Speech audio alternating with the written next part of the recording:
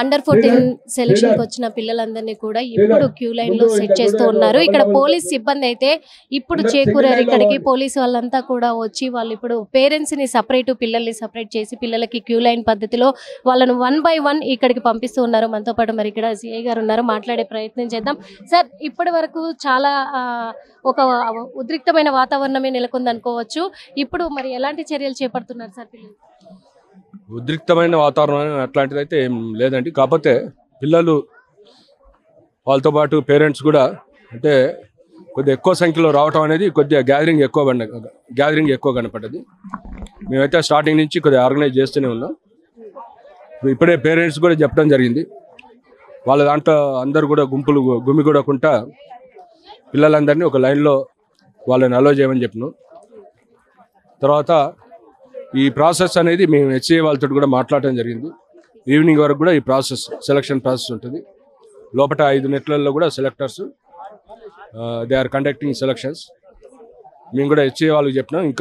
ఇంకా కొన్ని నెట్స్ ఖాళీ ఉన్నాయి. సెలెక్టర్ని పిలిపిస్తే కొద్దిగా వీలైనంత తొందరలో ఎక్కువ మందిని కూడా తొందరగా కంప్లీట్ చేయడానికి వీలైద్ది చెప్పడం జరిగింది. వాళ్ళు ఓకే దాన్ని అగ్రి అయ్యారు. వాళ్ళు హెచ్ఏ వాళ్ళతో కాంటాక్ట్ చేయడం జరుగుతుంది. అంటే ఇక్కడ ఉన్న సెక్యూరిటీ కూడా పేరెంట్స్ పైన కొంచెము దురుసుగా ప్రవర్తిస్తూ ఉన్నారు. అసలు రెస్పెక్ట్ ఇవ్వట్లేదు, కనీసం మా పిల్లల్ని పట్టించుకోవట్లేదు అని చెప్పేసి కూడా చెప్తూ ఉన్నారు. స్టార్టింగ్ నుంచి అసలు పోలీస్ వాళ్ళు కూడా ఎవరూ లేరు ఇక్కడ, పట్టించుకోలేదు, ఎలాంటి వసతులు కల్పించలేదు అని మరి పేరెంట్స్ కంప్లైంట్ ఇస్తూ ఉన్నారు. ఇప్పుడు అందరూ పేరెంట్స్ ఒక్కొక్క అబ్బాయికి వాళ్ళ పేరెంట్స్ మదర్ ఫాదర్ అందరు రావటం ఇదంతా ఎట్లయిందంటే మొత్తం గుంపులుగా అంటే ప్యాక్ అయింది. దాంతో వాళ్ళు తొందరగా వెళ్ళిపోవాలని వాళ్ళు క్రియేట్ చేసింది. మేమైతే ఫస్ట్ నుంచి చెప్తూనే ఉన్నాం. ఇప్పుడు కూడా మైక్ తోటి అనౌన్స్ చేయడం జరిగింది. దురుసుగా అయితే మాకు అంత దురుసుగా ప్రవర్తించాల్సిన అవసరం కూడా ఏముండదు. మా ఇంటెన్షన్ ఏంటంటే అందరినీ కూడా ప్రాపర్గా లోపలికి పంపించడం అంతే. మా ఉద్దేశం అదే ఉంటుంది, వేరే ఏముండదు.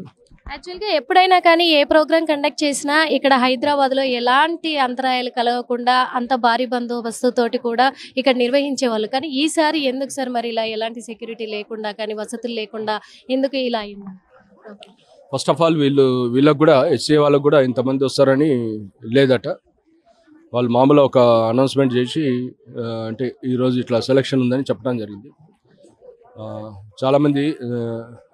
చాలామంది రావడం జరిగింది. అంటే వాళ్ళు ఎక్స్పెక్ట్ చేయలేదు. మరోవర్ మమ్మల్ని కూడా ఇంతమంది కావాలని కూడా అడగలేదు. ఇంతమంది వస్తారు, మాకు సిబ్బంది బందోబస్తు సంబంధించి ఇంత రిక్వైర్మెంట్ ఉందని కూడా వాళ్ళు ఏం అడగలేదు.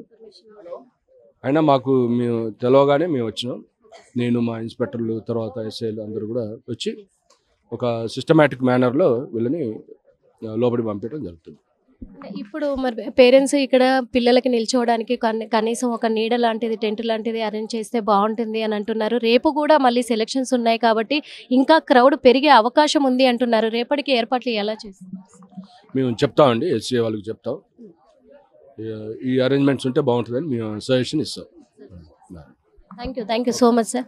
ఇప్పుడైతే మరి ఇప్పటి వరకు ఎలాంటి ఏర్పాట్లు లేకపోయినా కానీ పిల్లలకి ఇబ్బంది కలిగినా కానీ ఇప్పుడు పోలీసులు ఇన్వాల్వ్ అయ్యారు. వాళ్ళని చక్కగా క్యూ లైన్లో తీసుకెళ్ళిపోతూ ఉన్నారు. చూస్తున్నాం ఇప్పుడు పిల్లలంతా కూడా క్యూ లైన్లో ఉన్నారు. ఇందాక ఎంత ఉద్రిక్తమైన వాతావరణం, ఒకరినొకరు తోసుకున్నారు. కానీ ఇప్పుడు మాత్రం పిల్లలు క్యూ లైన్లోనే ఉన్నారు. లోపలికి వెళ్ళగానే కూడా అట్టిపళ్ళు బాయిల్డ్ ఎగ్స్ కూడా వాళ్ళకు ఇస్తూ ఉన్నారు. అక్కడ అయిపోయిన తర్వాత మళ్ళీ ఇంకా టోకెన్ సిస్టమ్ కూడా పెడుతూ ఉన్నారు. టోకెన్స్ ఇచ్చిన వాళ్ళు రేపు ఏ టయానికైతే టోకెన్ రాసిస్తారో ఆ టయానికి వాళ్ళు రావాలి అని చెప్పేసి కూడా టోకెన్ సిస్టమ్ కూడా పెడుతూ ఉన్నారు. రేపటికైతే మరి హెచ్సి వాళ్ళకు కూడా మేము చెప్తాము అని చెప్పేసి పోలీసులు చెప్పడం కూడా జరిగింది. రేపటికైతే మరి పిల్లలు నిలబడడానికి టెంట్ అరేంజ్మెంట్లు, అలాగే మంచినీళ్ళు, ఇక్కడ పిల్లలకి వసతి ఏర్పాటు అంటే వాళ్ళు ఉండడానికి వాళ్ళకి ఎలాంటి ఇబ్బంది కలగకుండా క్యూ లైన్లో సెక్యూరిటీని కూడా భారీగా అరేంజ్మెంట్లు చేసేలాగా మేము జాగ్రత్తలు తీసుకుంటామని పోలీసులు చెప్తూ ఉన్నారు. ఈ రోజు దాదాపు ఒక 4 నుంచి 5,000 మంది స్టూడెంట్స్ అయితే ఇక్కడికి రావడం జరిగింది. మరి రేపు చూసుకున్నట్లయితే కూడా ఇంకా పెరిగే అవకాశం కూడా ఉంది. ఇక్కడ క్రౌడ్ మరి ఈ క్రికెట్ సెలక్షన్కి ఇంతమంది వచ్చారు, ఇంకా రేపు పెరిగే అవకాశం ఉంది. కాబట్టి ఖచ్చితంగా మేము అలాంటి వసతులు తీసుకుంటామంటున్నారు. ఇప్పుడు చెప్పారు కదా సిఐ గారు కూడా, మాకు ఇన్ఫర్మేషన్ ఇవ్వలేదు, మాకు బందోబస్తు కావాలని మాకు అడగలేదు వీళ్ళు, అది వాళ్ళు చేసిన పొరపాటే అని చెప్పేసి కూడా వాళ్ళు చెప్పడం కూడా జరిగింది. ఏ తల్లిదండ్రులకైనా ఉంటుంది కదా, పిల్లలు ఇబ్బంది పడుతూ ఉంటే అందుకే పేరెంట్స్ కూడా కొంచెం ఆగ్రహానికి గురవ్వాల్సి వచ్చింది. పేరెంట్స్ అందరూ కూడా సైడ్కు వెళ్ళాలి, పిల్లల్ని క్యూ లైన్లో నిలబడినివ్వాలి అని చెప్పేసి పోలీసుల ఆదేశాల మేరకు పేరెంట్స్ కూడా పక్కకు తప్పుకున్నారు. వాళ్ళకు కూడా ఉండడానికి వాళ్ళకు ఒక నీడనంటూ ఏర్పాటు చేస్తాము అని పోలీసులు చెప్తూ ఉన్నారు. కాబట్టి మరి వాళ్ళకు కూడా సేఫ్ ప్లేస్లోనే వాళ్ళకు కూడా ఇబ్బంది కలగకుండా ఉంచాలి. ఎందుకంటే తెలంగాణ రాష్ట్రం అంతా కూడా ఒకేసారి ఇక్కడే నిర్వహించారు. డిస్టిక్ వైజ్గా పెడితే బాగుంటుంది అని చెప్పేసి పేరెంట్స్ అంటున్నారు. ఏ డిస్టిక్ వాళ్ళకు పెట్టేస్తే ఈ ఇబ్బంది ఉండదు, ఆ డిస్టిక్ స్టూడెంట్స్ ఆ డిస్టిక్లోనే పాల్గొంటారు కాబట్టి ఇంత క్రౌడ్ ఉండదు, ఇబ్బంది ఉండదు అని చెప్పేసి వాళ్ళు చెప్తూ ఉన్నారు.